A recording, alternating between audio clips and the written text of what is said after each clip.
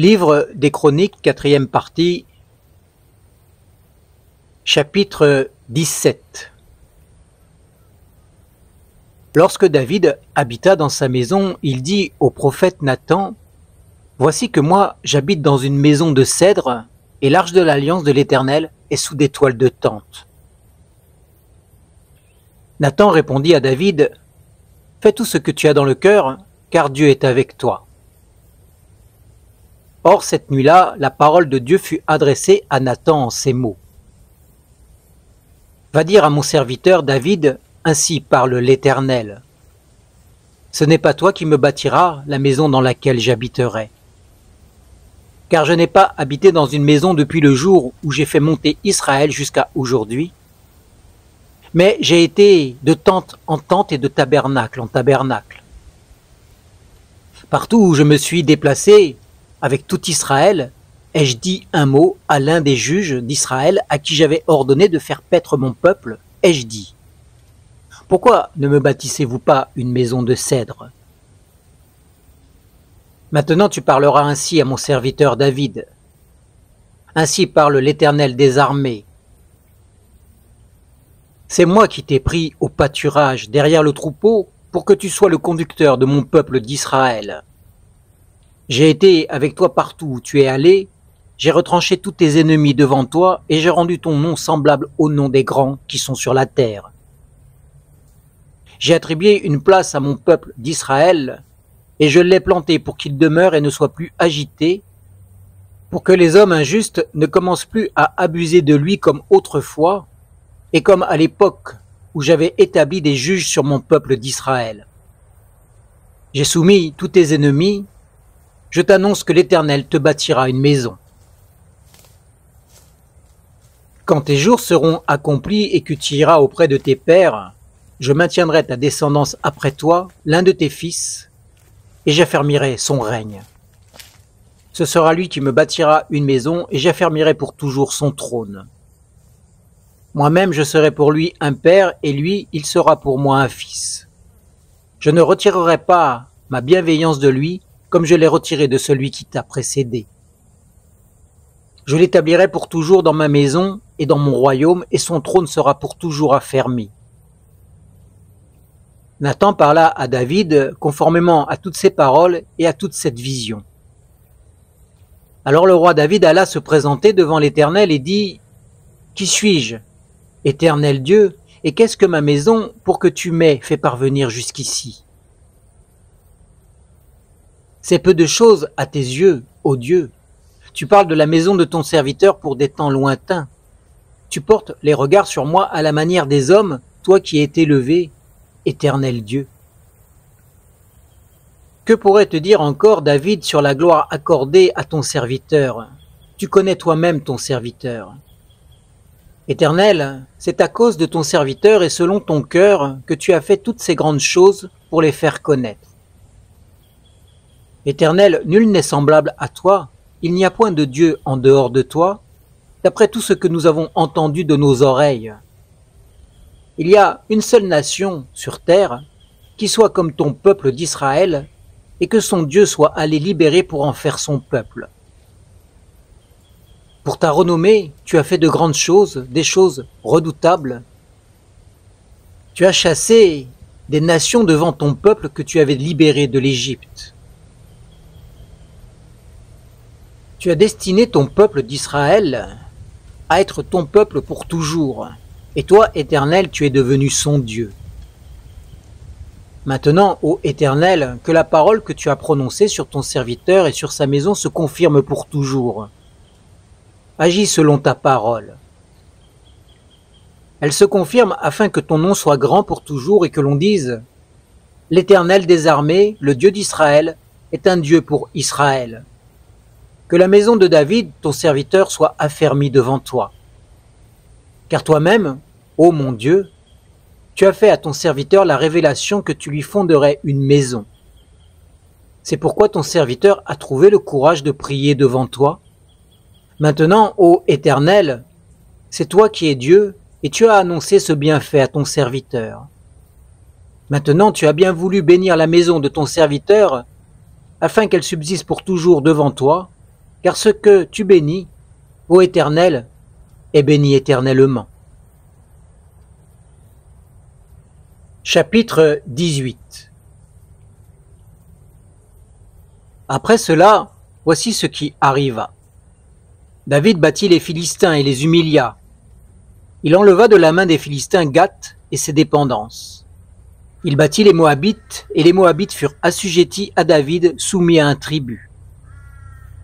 David battit Hadadézer, roi de Tsoab, vers Hamath, lorsqu'il alla établir sa domination sur le fleuve de l'Euphrate.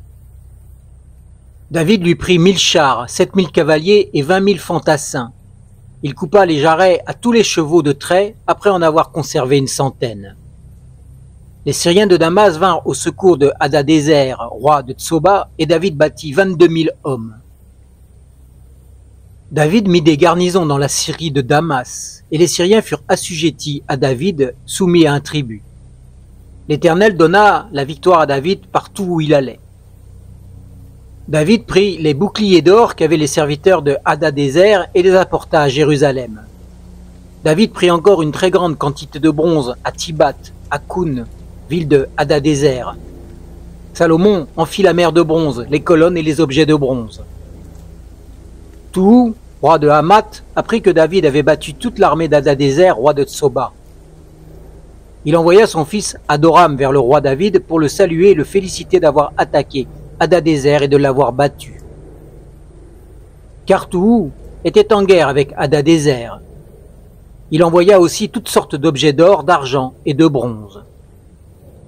Le roi David les consacra à l'Éternel avec l'argent et l'or qu'il avait enlevé à toutes les nations, à Édom, à Moab, aux Ammonites, aux Philistins et à Amalek.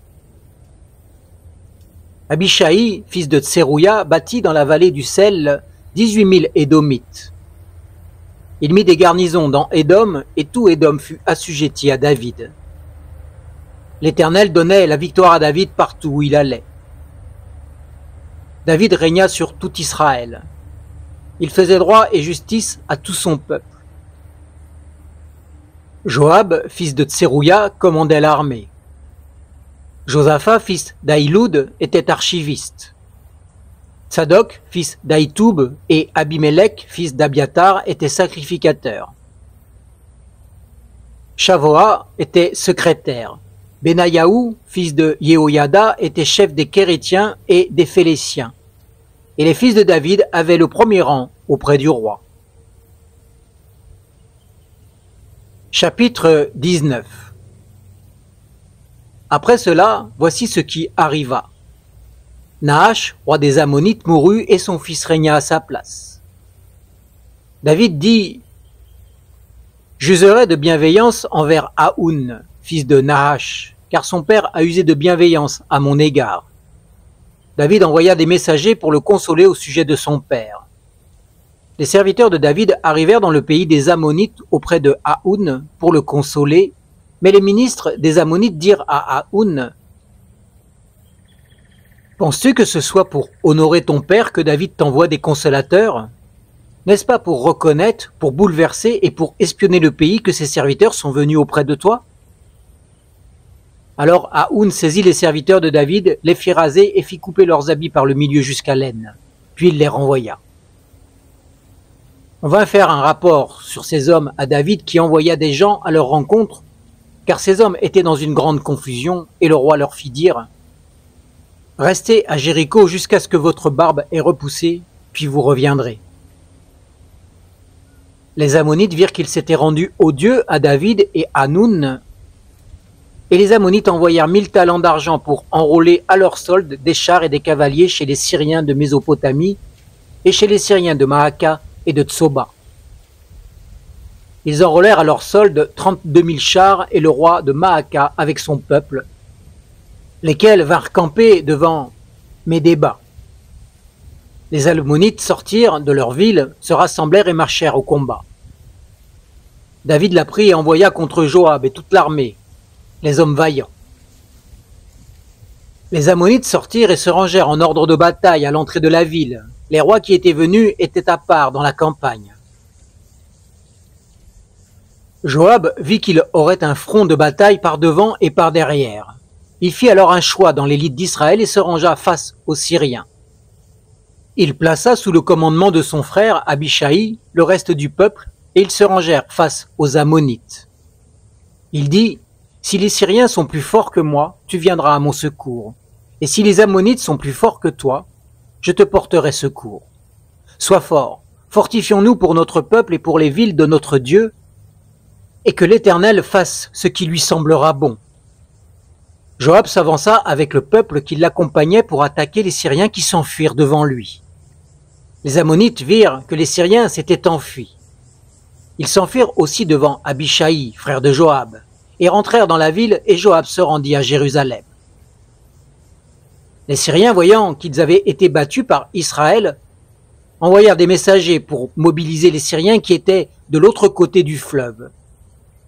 Shopach, chef de l'armée de Hadadézer, était à leur tête.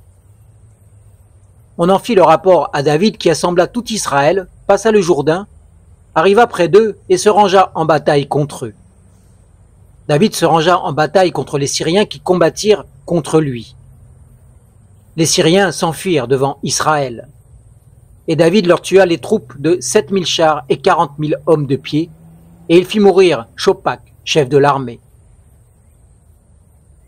Les vassaux d'Hadadézer, se voyant battus par Israël, firent la paix avec David et lui furent assujettis. Et les Syriens ne voulurent plus secourir les Ammonites. Chapitre 20. L'année suivante, au temps où les rois se mettaient en campagne, Joab, à la tête d'une forte armée, porta la destruction au pays des Ammonites et vint assiéger Rabat. Mais David resta à Jérusalem. Joab bâtit Rabat et la démolit.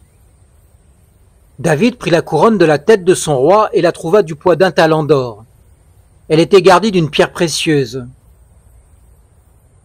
On la mit sur la tête de David qui emporta de la ville un très grand butin. Quant au peuple qui s'y trouvait, il le fit sortir et le soumit à la scie, aux herses de fer et aux haches. Il traita de même toutes les villes des Ammonites. Puis David retourna à Jérusalem avec tout le peuple. Après cela, un combat eut lieu à Gézer avec les Philistins. Alors Sibécaï et Hushathite tua Sipaï, l'un des enfants des Réphaïm, et les Philistins furent humiliés. Le combat reprit avec les Philistins. El-Hanan, fils de Yaïr, tua le frère de Goliath, Lahami de Gath, qui avait une lance dont le bois était comme l'ensoupe des tisserands. Il y eut encore un combat à Gath. Il s'y trouva un homme de haute taille qui avait 6 doigts à chaque membre, 24 en tout, et qui était également issu de Rapha. Il lança un défi à Israël, et Jonathan, fils de Chiméa, frère de David, le tua. Ces hommes étaient issus de Rapha à Gath. Ils tombèrent par la main de David et par la main de ses serviteurs. Chapitre 21. Satan se dressa contre Israël et il excita David à faire le recensement d'Israël. David dit à Joab et aux ministres du peuple, « Allez, comptez Israël depuis Beersheba jusqu'à Dan et faites-moi un rapport. Ainsi je saurai quel est leur nombre. » Joab répondit, « Que l'Éternel rende son peuple 100 fois plus nombreux. » « Ô roi, mon Seigneur, ne sont-ils pas tous serviteurs de mon Seigneur? Mais pourquoi mon Seigneur demande-t-il cela? Pourquoi Israël se rendrait-il coupable? » Mais la parole du roi l'emporta sur Joab, et Joab sortit et parcourut tout Israël, puis il revint à Jérusalem. Joab remit à David le chiffre du dénombrement du peuple. Il y avait dans tout Israël 1 100 000 hommes tirant l'épée, et en Juda 470 000 hommes tirant l'épée. Il ne dénombra pas parmi eux ni Lévi ni Benjamin, car Joab était horrifié par l'ordre du roi. Cet ordre déplut à Dieu, qui frappa Israël. David dit à Dieu, « J'ai commis un grand péché en faisant cela. Maintenant, daigne pardonner la faute de ton serviteur, car j'ai tout à fait agi en insensé. » L'Éternel parla à Gad, le voyant de David, en ces mots. « Va dire à David, ainsi parle l'Éternel. Je te présente 3 fléaux, choisis-en un, et je l'exécuterai contre toi. Gad arriva chez David et lui dit, ainsi parle l'Éternel. Accepte, ou bien 3 années de famine, ou 3 mois de défaite devant tes adversaires, ou l'épée de tes ennemis pourra t'atteindre, ou 3 jours, avec l'épée de l'Éternel et la peste dans le pays de l'ange de l'Éternel, qui portera la destruction dans tout le territoire d'Israël. Vois maintenant ce que je dois répondre à celui qui m'envoie. David répondit à Gad, je suis dans une grande détresse. Que je tombe entre les mains de l'Éternel, car ses compassions sont immenses, mais que je ne tombe pas entre les mains des hommes. L'Éternel fit sévir la peste en Israël et il tomba 70 000 hommes d'Israël. Dieu envoya un ange à Jérusalem pour la détruire, et comme il la détruisait, l'Éternel regarda et il eut de regret de ce malheur. Il dit à l'ange destructeur, « Assez, retire maintenant ta main. » L'ange de l'Éternel se tenait près de l'aire d'Ornan, le Yébousien. David leva les yeux et vit l'ange de l'Éternel qui se tenait entre la terre et le ciel, son épée nue à la main, tournée contre Jérusalem. Alors David et les anciens revêtus de sacs tombèrent le visage contre terre. David dit à Dieu, « N'est-ce pas moi qui ai dit de recenser le peuple? C'est moi qui ai péché et qui ai fait le mal. Mais ce peuple, qu'a-t-il fait? Éternel mon Dieu, que ta main soit donc sur moi et sur ma famille, et qu'elle n'affiche pas une plaie parmi ton peuple. » L'ange de l'Éternel avait dit à Gad de parler à David, afin que David monte pour élever un autel à l'Éternel sur l'aire d'Ornan, le Yébousien. David monta selon la parole que Gad avait dite au nom de l'Éternel. Ornan se retourna et vit l'ange. Ses 4 fils se cachèrent avec lui. Il foulait alors du froment. Lorsque David arriva auprès d'Ornan, Ornan jeta un coup d'œil et vit David. Il sortit de l'air et se prosterna devant David, le visage contre terre. David dit à Ornan, « Cède-moi l'emplacement de l'air pour que j'y bâtisse un autel à l'Éternel. Cède-le-moi contre sa valeur en argent, afin que la plaie se retire du peuple. » Ornan répondit à David, « Prends-le, et que mon seigneur le roi fasse ce qui lui semblera bon. Vois, je donne les bœufs pour les holocaustes, les herses pour le bois, et le froment pour l'offrande. Je donne tout cela. » Mais le roi David dit à Ornan, « Non, je veux l'acheter en bonne et due forme contre sa valeur en argent, car je n'apporterai pas à l'Éternel ce qui est à toi, pour offrir un holocauste gratuit. » David donna à Ornan un poids de 600 cycles d'or pour l'emplacement. David bâtit là un autel à l'Éternel et offrit des holocaustes et des sacrifices de communion. Il invoqua l'Éternel, et l'Éternel lui répondit par le feu qui descendit du ciel sur l'autel de l'Holocauste. Alors l'Éternel parla à l'ange qui remit son épée au fourreau. À cette époque-là, David, ayant vu que l'Éternel lui avait répondu sur l'aire d'Ornan, le Yébousien, y offrait des sacrifices. Mais le tabernacle de l'Éternel construit par Moïse au désert et l'autel des holocaustes était alors sur le haut lieu de Gabaon. Or David ne pouvait pas y aller pour consulter Dieu parce qu'il était inquiet à cause de l'épée de l'ange de l'Éternel. David dit, « Ici sera la maison de l'Éternel, Dieu, et ici sera l'autel pour l'holocauste d'Israël. » Chapitre 22. David dit que l'on réunisse les immigrants qui étaient dans le pays d'Israël, et il chargea des tailleurs de pierre de couper des pierres de taille pour la construction de la maison de Dieu. David prépara aussi du fer pour les montants des portes et pour les crampons, du bronze en quantité tel qu'il n'était pas possible de le peser, et des bois de cèdre sans nombre, car les Sidoniens et les Tyriens avaient amené à David des bois de cèdre en quantité. David disait, « Mon jeune fils Salomon est jeune et délicat. Or la maison qui sera bâtie à l'Éternel élèvera sa renommée et sa splendeur bien haut dans tous les pays. C'est pourquoi je veux faire pour lui des préparatifs. Ainsi David fit beaucoup de préparatifs avant sa mort. David appela son fils Salomon et lui ordonna de bâtir une maison à l'Éternel, le Dieu d'Israël. David dit à Salomon, « Mon fils, j'avais l'intention de bâtir une maison au nom de l'Éternel, mon Dieu. Mais la parole de l'Éternel m'a été adressée en ces mots. Tu as versé beaucoup de sang et tu as fait de grandes guerres. Tu ne bâtiras pas une maison à mon nom, car tu as versé devant moi beaucoup de sang sur la terre. Voici, il te naîtra un fils qui sera un homme de repos et à qui je donnerai du repos en le délivrant de tous les ennemis d'alentour.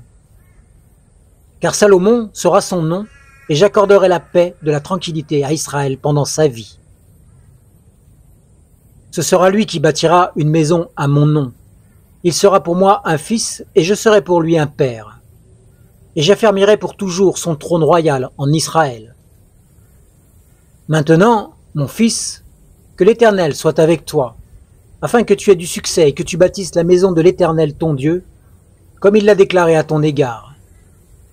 Veuille seulement l'Éternel t'accorder de la compréhension et de l'intelligence et te donner ses ordres sur Israël pour observer la loi de l'Éternel ton Dieu.